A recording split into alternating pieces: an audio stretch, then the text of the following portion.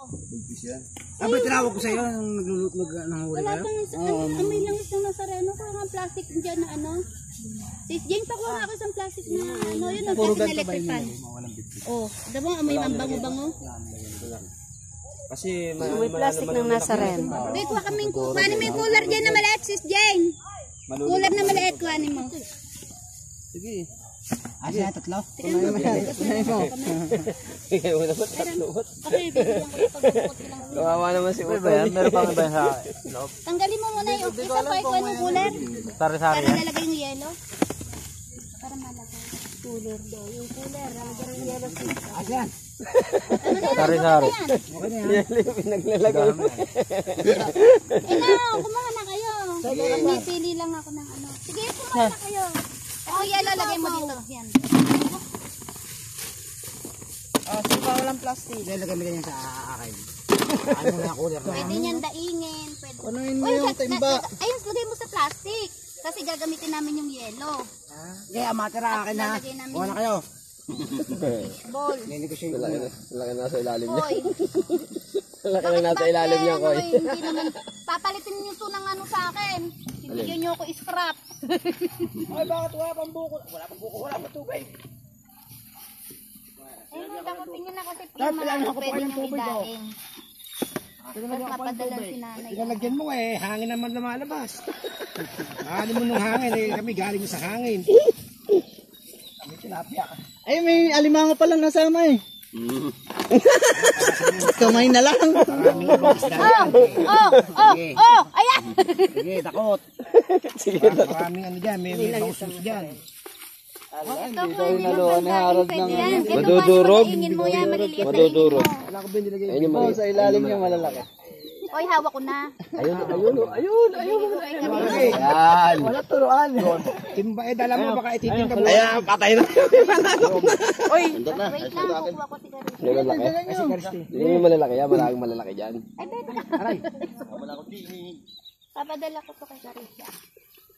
Ayaw mo kanong malaki ano? Huli na yan. Huli. Ayaw nila na maliliit. Hindi, edit dali niyo tatas meron kayong timba doon eh. Okay, baka ibebenta pa yan. Dito mo. Para yung mga nandun, sa, ano na lang, bigyan na lang sa timba. Eh kung alin yung maliit sa maraming laman, kaya bang buhatin ng malitre? Ay, yelo yung laman yan boss. Pinaglalagay na ito ni Kuya. Yelo yung laman ng bata. Ibabaw ay pinarusaan yung bata. Dapat ka na pinalit mo sa timba, bigay mo din yung plastic. Oo nga. Ano nga ito tayo? Oo. Ano mo na yung timba mo? Kilit-lit ang lalagay kay laki-laki. Puro yelo kasi. Puro yelo pinaglalagay. O, tinan nyo yelo. Ubus yan. Kaya mo na nakalagay na bukod para marami kayong lalagyan. Hindi, yung yelo nga eh. Kukunti nga yung naging laman eh. Oo Kasi nga, yung wala. yelo eh. Paya mo na yan. Yan. Ang ganda na yelo. Wala na. Lagyan mo din naman ng yelo. Isda kayo dyan, oh. Ayan, saka mo lagyan ng isda rin to. Saka mo lagyan din ng isda rin plastic. Huwag mo tagal yung yelo. Makakadagdag sa ano mo yan. Fishbowl namin Konti lang ano mo. Konti lang may lalagay mo Ayan, dyan. may nasa inyo yan eh. Bibili pa. Kailangan marami kang malalagay, di ba? Fishbowl namin. Hindi, salukin mo nga kasi hanap ko malalaki. May lalagay mo Ay, dyan. sa ilalim mo, ayaw mo nang kunin na mo sa ibabaw. Yung mga maliliit na yan, baw, idaing mo, pwede. Oo, 1 kilo lang, 100 kilo na sa akin. Bebenta pa ni Kanu yan eh. Ano ibebenta? Bigay lang yan. Hindi ko pa bebenta yan. Huwag nyo nang ibenta. Pang ulam nyo na nga yan. Baka na, pang 2 taon yan.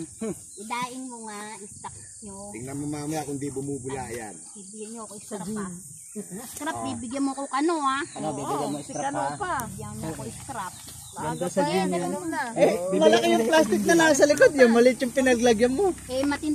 Ano na yun, original na dignom na yun eh. Original na Sige, dignom. kumuha lang kayo. Wala kayo. Mananampal lang kami pag may alimaw. Natanig ako kahit dito sa ilalim. Dahil nalagyan mo yung alimango yan. Ba't konti lang yung kinuha? Ito ano mo? Lapla yan, oh. May dampot kayo. Dampot nyo. Pinipili kayo malaki, no? Ang galing nyo mamili ng malaki. Bang, saan kaya tayo pwedeng makakuha ng kahoy na pwedeng... Mamaya, sasakay natin yan doon sa akin. Ito sa inyo. Panggatong. Ano kami ng lola? Wala na ba rin? Wala dyan, bawal dyan. Kahoy na. Hindi nakaraan, doon tayo kumuha sa kanya. Sa akin nga. Eh, pagka sa iyo, tutubuan mo na naman eh. Hindi, libre na yun. Talaga naman, lagi naman si tubo. Libre na yun. Tinitira ka ni Bossing. Nakakanaman kasi kami na paningit eh. Kaya kinaan sa O, iyo. 25 ko, tapos naging 40. Tapos yung tilapia ko, bebenta Turo mo. mo iyo, pagdating din eh, ay, hindi pala kayo kaamili eh. Pangiris pala. Sa kanya yun.